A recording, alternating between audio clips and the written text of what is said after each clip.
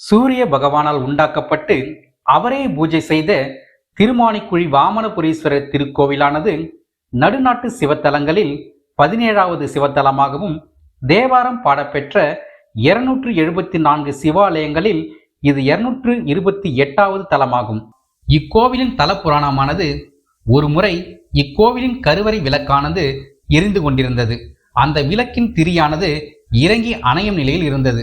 அப்பொழுது அந்த விளக்கின் எண்ணெயை குடிக்க வந்த ஒரு எலியானது எண்ணெயை குடிக்கும் பொழுது அதன் மூக்கின் நுனியானது பட்டு விளக்கு சுடர்விட்டு பிரகாசமாக எரிய ஆரம்பித்தது. இது அறியாமல் எலி செய்த செயலாக இருந்தாலும் அது அதனுடைய புண்ணிய கணக்காக சேர்ந்தது. இதனால் மனமகிழ்ந்த சிவபெருமான் எலிக்கு அடுத்த பிறவியில் மகாபலி சக்கரவர்த்தியாக பிறக்குமாறு அருள்வளித்தார். அதன்படி பிரகலாநாதனின் பேரனாக மகாபலி சக்கரவர்த்தி பிறந்தார். அவர் தன்னுடைய நாட்டு மக்களுக்கு தான தர்மங்களை செய்து சிறப்பான ஆட்சி செய்து வந்தார். ஒரு முறை மிக பிரம்மாண்டமான யாகம் ஒன்றை செய்ய முடிவு செய்தார் மகாபலி. அந்த யாகத்தை சிறப்பாக முடித்துவிட்டால் உலகத்தையே பிடிக்கும் சக்தியானது மகாபலிக்கு கிடைத்துவிடும் என்பதனால் தேவர்கள் அனைவரும் நடுங்கினர். இதனால் அனைத்து தேவர்களும் மகாவிஷ்ணுவை நாடினர். தேவர்களின் வேண்டுகோளுக்கு இணங்க மகாவிஷ்ணு வாமன அவதாரம் எடுத்து யாகத்திற்கு சென்று மகாபலியிடம் 3 அடி மண் கேட்டார். அதற்கு மகாபலியும் ஒப்புக்கொள்ள ஒரு அடியால் பூமியையும் மற்றொரு அடியால் ஆகாயத்தையும் அளந்த மகாவிஷ்ணு 3வது அடியை எங்கே வைக்க என்று கேட்டார். அதற்கு மகாபலி 3வது அடியை என் தலையின் மீது வைக்கும்படி பணிந்து நின்றார். மகாவிஷ்ணு தன்னுடைய காலை மகாபலியின் தலையில் வைத்து பாதாளத்திற்குள் தள்ளினார்.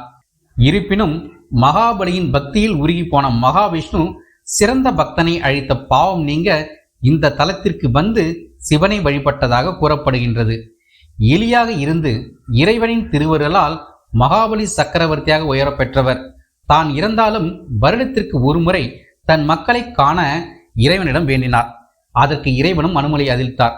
அதன்படி அவர் வரும் நாளானது ஓணம் பண்டிகையாக கொண்டாடப்படுகின்றது. இக்கோவிலின் வரலாற்றை எடுத்துரைக்கும் விதமாக கோவில் பிரகாரத்தில் சிற்பங்களும் கல்வெட்டுகளும் அமைந்துள்ளன. இக்கோவிலில் எங்கும் இல்லாத ஒரு நிகழ்வாக மூலவர் சன்னதியின் திரையானது எப்பொழுதும் மூடியே இருக்கும். அதற்கு காரணம் இறைவன் பேரின்ப வடிவமாக எழுந்தருளி இருக்கின்றார் என்பதே. இது மட்டுமின்றி மகாவிஷ்ணு இறைவனை தொடர்ந்து பூஜை செய்து வருவதாகவும் ஐதீகம். இந்த சிவ பூஜையை யாரும் கலைத்துவிடக் கூடாது என்பதற்காக சிவபெருமானிடம் விஷ்ணு வரம் கேட்டார். அதன்படி காவல் புரிவதற்காக 11 ருத்ரர்களில் ஒருவரான குபேர பீம ருத்ரர் மூலவர் சன்னதிக்கு முன்புள்ள திரையில் உருவமாக பொறிக்கப்பட்டுள்ளார். இந்த ருத்ரர் 8 திக்கும் அக்னி எரிய விட்டு தன்னுடைய 8 கைகளிலும் ஆயுதங்களை ஏந்தி காவல் புரிகின்றார். எனவே முதலில் ருத்ரனுக்கு தீபாராதனை செய்த பிறகுதான் மூலவரான வாமனபுரீஸ்வரரை தரிசிக்க முடியும். பொதுவாக நாம் அனைத்து சிவாலயங்களிலும் பூஜை நேரத்தில் சிவனை அதிக நேரம் தரிசிக்கலாம். ஆனால் இங்கு 2 அல்லது 3 நிமிடங்கள் மட்டுமே ஈசனை தரிசிக்க முடியும். அதன் பிறகு திரையானது உடனடியாக மூடப்படும். இக்கோவிலில் வந்து வாமனபுரீஸ்வரரை தொழுதால் கணவன் மனைவிக்கு இடையிலான கருத்து வேறுபாடு, ஜாதகத்துள்ள தோஷங்கள் நீங்க பிரதோஷத்தன்று சாமி தரிசனம் செய்ய வேண்டும். அப்படி தரிசனம் செய்தால் 16 முறை காசியில் உள்ள இறைவனையும், 8 முறை திருவண்ணாமலையில் உள்ள அருணாச்சலேஸ்வரரையும், 3 முறை சிதம்பர நடராஜரையும் தரிசித்த பலன் கிடைக்குமாம். மேலும் அதே தினத்தன்று நந்தியை தரிசித்தால் எல்லா சிவன் கோவிலுக்கும் 3 முறை சென்று வந்த பலன் கிடைக்குமாம்.